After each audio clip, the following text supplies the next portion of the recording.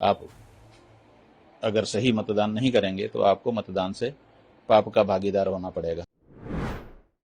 पूरा बिहार हमारा है और अपने लोगों के यहाँ ही हम जा रहे हैं। आप अगर सही मतदान नहीं करेंगे तो आपको मतदान से पाप का भागीदार होना पड़ेगा। हम बिहार जा रहे हैं, ये बात तो सही है, और वहां पर अपना धर्म का जो उपदेश है, जो हमारा काम है, वो करेंगे।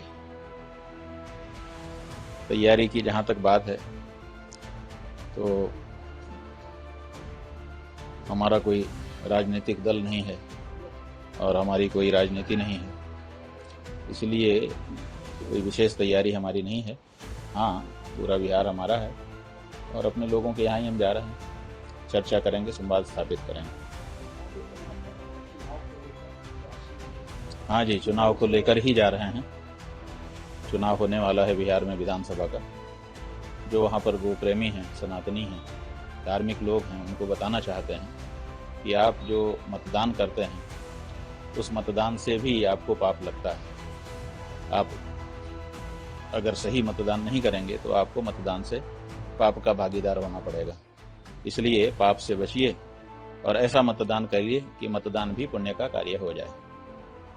देखिए, कांग्रेस, भाजपा और दूसरी पार्टियां अपने अपने ढंग से अपनी अपनी बात कह रही हैं।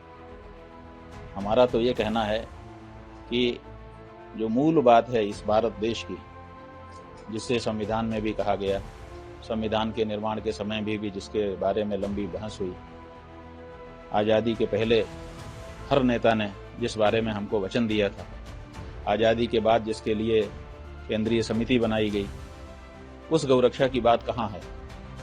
बताए कांग्रेस, बताए भाजपा, बताए वहाँ की दूसरी जो क्षेत्रीय पार्टियां हैं। ये लोग तो इस बारे में चर्चा ही नहीं करना चाहती हैं। हमारा कहना है कि हम बहुमत में हैं और हम चाहते हैं कि गौहत्या बंद हो। आप उस बारे में क्यों नहीं बोलते हो? आप नए नए मुद्दे लेकर के आ जाते हो। चोरी हो रही है, चोरी हो रही है तो आप बचाइए ना। आपके भी तो लोग बूथ पर बैठते हैं। जब चुनाव होता है तो बूथ के बाहर तख्त लगा करके, स्टाल लगा करके हर पार्टी के लोग बैठते हैं, अपने अपने लोगों की पर्ची बनाते हैं। सबके पास मतदाता सूची होती है, उसमें कोई कमी है तो आप उसको बता दीजिए। तो आप नए नए मुद्दे उठा करके ले आते हैं।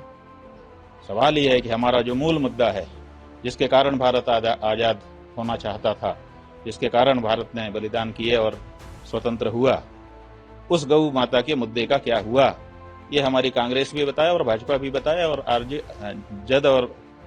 आरजेडी और जेडीयू ये भी बताएं। हम हर पार्टी से पूछ रहे हैं कि हमारे मूल मुद्दे का क्या हुआ, उस बारे में आप चर्चा करिए, बाकी बातें बाद में होंगी। पड़ोसी देश नेपाल में बुरे हालात हैं। क्यों हैं? क्योंकि गौ हत्या की जा रही थी और गौ हत्या का वीडियो बना करके सोशल मीडिया पे प्रचारित किया जा रहा था। वहां की जनता उसको सही नहीं स्वीकार कर पा रही थी, विरोध हो रहे थे, तो सरकार ने सोशल मीडिया को ही बंद कर देना चाहा और उसके परिणाम स्वरूप ये परिस्थिति बन गई। तो गाय ही वहां पर भी मूल में है और गाय ही यहाँ पर भी मूल में है। और हिंदुओं का जो कहते हैं ना सब्र का बांध, वो धीरे धीरे भर रहा है। इसलिए भारत के लोगों को भी समझने की आवश्यकता है कि गौ माता के प्रश्न पर अनदेखी अब कितने दिन तक वो चला पाएंगे। ये नहीं चलने वाला है। नहीं, ठीक है, जो जिस देश की जो प्रकृति होती है वो अपनी प्रकृति से विरुद्ध अधिक देर तक नहीं रह सकता है। तो प्रकृति है हमारी, भारत नेपाल दोनों की ये प्रकृति है कि हम सनातनी प्रकृति वाले लोग हैं। इसलिए सनातन के विरुद्ध जैसे ही जैसे काम होगा, थोड़ी देर के लिए भले हम स्वीकार कर लें, लेकिन लंबे समय तक उसको आत्मसात किए रह नहीं सकते हैं। इसलिए अपनी प्रकृति के अनुसार ही हमको होना पड़ेगा। भारत भी अब इसी तरह की अंगड़ाई ले रहा है। अगर इन नेताओं ने समय रहते भारत की जनता की मूल भावना को नहीं सुना तो यहाँ पर भी विद्रोह होगा।